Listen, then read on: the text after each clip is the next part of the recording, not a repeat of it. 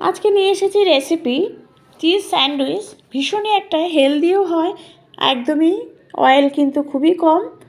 একটা ব্রেকফাস্ট বা টিফিনে ভীষণই ভালো একটা রেসিপি তোমাদের সাথে শেয়ার করছি। দেখতে থাকো, খুবই সহজ পদ্ধতিতে তোমাদের দেখাচ্ছি, চটজলদিও হয়ে যায় টিফিন বা ব্রেকফাস্টে cheese sandwich. Welcome friends, Insta রান্নাঘর থেকে সোমা বলছি। আশা করি বন্ধুরা তোমরা সবাই ভালো আছো। দেখতে থাকো চিজ স্যান্ডউইচের রেসিপিটা। ভালো লাগলে অবশ্যই লাইক, শেয়ার, কমেন্ট প্লিজ।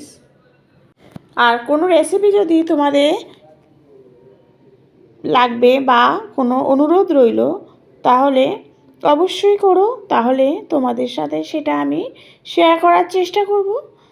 দেখতে থাকো রেসিপির ইনগ্রিডিয়েন্টস লাগছে হচ্ছে চিজ। দেখো এই চিজ নিয়েছি আমি, তার সাথে নিয়েছি পেঁয়াজ আর শসা স্লাইস করে কেটে নিয়েছি। আর তেমন কিচ্ছু লাগবে না, খুবই সিম্পলভাবে। আর কি কি টেস্টের জন্য দিচ্ছি সেটা দেখতে থাকো। পাউরুটি দেখো নিয়েছি, একদম ঘরোয়া যে পাউরুটি, সেই পাউরুটি নিয়েছি। 2টো করে পাউরুটি লাগবে দেখো।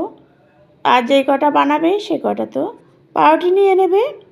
আর একটা স্যান্ডউইচের জন্য 2টো করে পাউরুটি লাগবে। দেখো চিজটা আমি ঠিক একটা প্লাস্টিক করে একটা আলাদা করে কিন্তু চিজ লাগানো থাকে। ঠিক এই প্লাস্টিকটা খুললেই চিজটা কিন্তু বেরিয়ে আসে।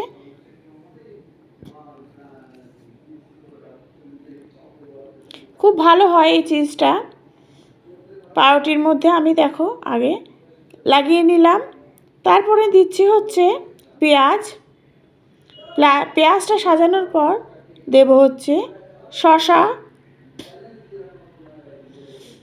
দেওয়ার পরে আর কি দিচ্ছি দেখতে থাকো।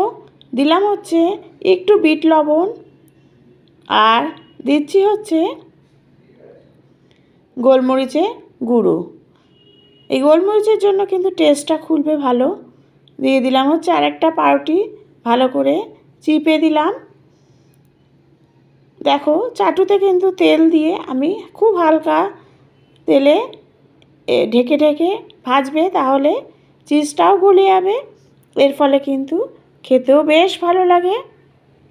এইভাবেই আমি প্রত্যেকটা স্যান্ডউইচ কিন্তু আমি ভেজে নেব। দেখো চাটুর মধ্যে বসিয়ে দিলাম। আরেকটা আমি স্যান্ডউইচ করে দেখাচ্ছি।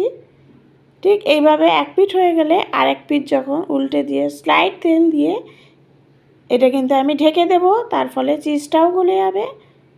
ঠিক এইভাবেই প্রত্যেকটা স্যান্ডউইচ রেডি হয়ে যায়।